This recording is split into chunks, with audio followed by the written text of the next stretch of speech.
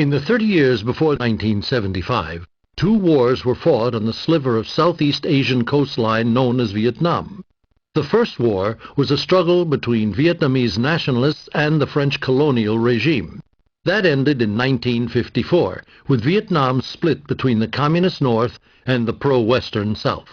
In the second conflict, known as the Vietnam War, the United States replaced France as the chief Western power arrayed against the communist regime of the North, headed by Ho Chi Minh.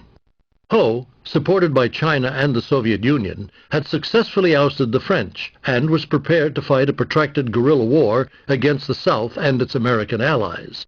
As part of a foreign policy that sought to contain communist advances, U.S. President John F. Kennedy increased the number of U.S. combat advisors to more than 16,000 by 1963. Kennedy's successor, Lyndon Johnson, capitalized on a North Vietnamese attack on a U.S. naval ship in the Gulf of Tonkin to escalate U.S. involvement in August 1964. Within a year, Johnson and his advisors were ordering heavy strategic bombing of military targets to check North Vietnamese advances. On the ground, U.S. troop levels increased dramatically, ostensibly to protect air bases.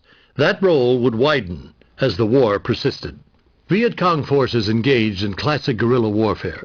They avoided conflict except in advantageous circumstances, melting into the jungle or the civilian population after an attack. Troops and supplies infiltrated through Laos and Cambodia along a network of jungle trails named for Ho Chi Minh. Low-intensity actions such as assassinations and terrorist activity made it impossible for conventional U.S. and South Vietnamese troops to attack the unseen enemy. By late 1967, the war had evolved into a stalemate. North Vietnam sought to take advantage with a series of bold attacks on southern cities that began on January 30th, 1968, and coincided with the Lunar New Year called Tet.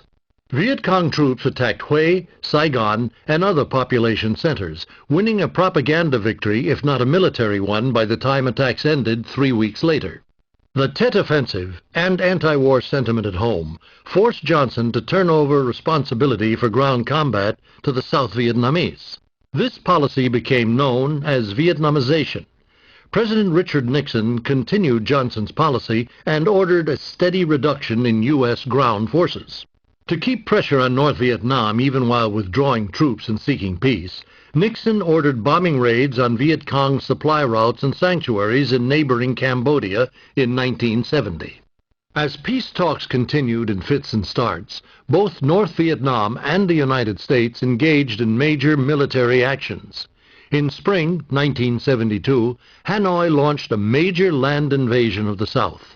In December, the United States began massive bombing raids against the North's principal cities of Hanoi and Haiphong.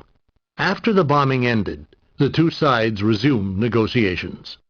The Paris Accords, signed on January 31, 1973, led to a complete U.S. withdrawal and the return of its prisoners of war, but little else of benefit to America or its ally, South Vietnam. 2 years later, North Vietnamese troops swept into Saigon.